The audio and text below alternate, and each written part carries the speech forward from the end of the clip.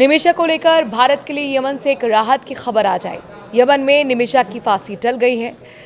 आखिरी वक्त पर कैसे पलटा गेम, भारत सरकार और कौन है वो सूफी लीडर जिनके प्रयासों से संभव हुआ है, आपको बताएंगे इनसाइड स्टोरी। रहिए मेरे साथ, मैं हूं आपके साथ अनुराग सक्सेना। साथ ही आपको ये भी बताएंगे कि आखिरकार अब इस केस में आगे क्या होने वाला है। यमन में कैद भारतीय मूल की नर्स निमिषा प्रिया जिस वक्त फांसी के फंदे से थोड़ी दूर थी, इसी बीच सूफी नेता की पहल ने एक बार फिर जिंदगी की उम्मीद उनके लिए जगा दी है। निमिषा का 16 जुलाई को फांसी होनी थी। घड़ी की सुइयां तेजी से भाग रही थी और हर बीतता पल उम्मीदों को और भी ज्यादा कसौटी पर कस रहा था। ऐसे मोड़ पर जब सारी उम्मीदें धूमिल होती हुई दिख रही थी, सुन्नी मुस्लिम नेता कंथापुरम एपी अबू बकर ने एक नई आस जगाई। फिलहाल खबर यही है कि 16 जुलाई को होने वाली फांसी टल गई है। इससे पहले फांसी को रुकवाने के लिए सूफी विद्वान की अगुवाई में प्रयास किए जा रहे थे।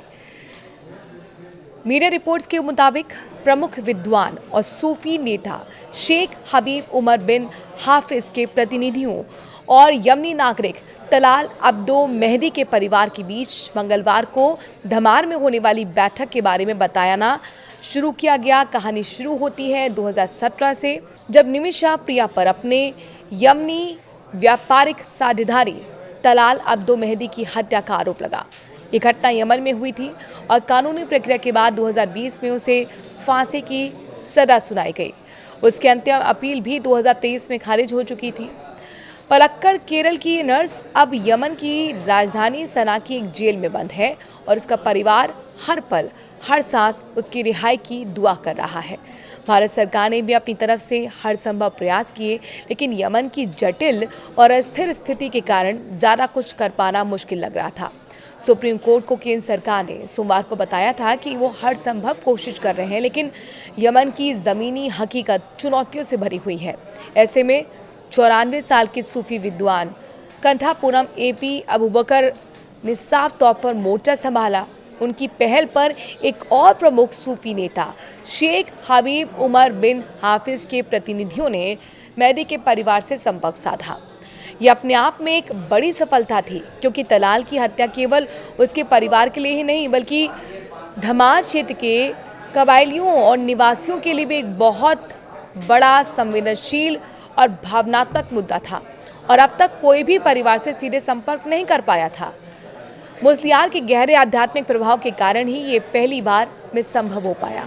मंगलवार को यमन के स्थानीय समय के मुताबिक सुबह 10 बजे धमार में मेहदी के परिवार और शेख हबीब उमर बिन हाफिज के प्रतिनिधियों के बीच एक महत्वपूर्ण बैठक हुई।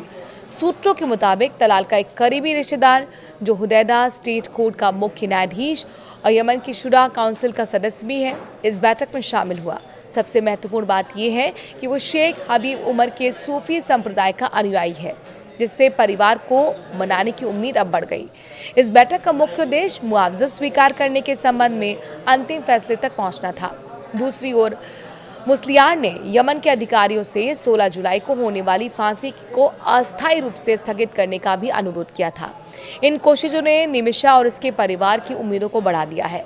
विदेश मंत्रालय के सूत्रों से मिली जानकारी के मुताबिक भारत सरकार इस मामले में शुरुआत से ही हरसंभव मदद कर रही थी।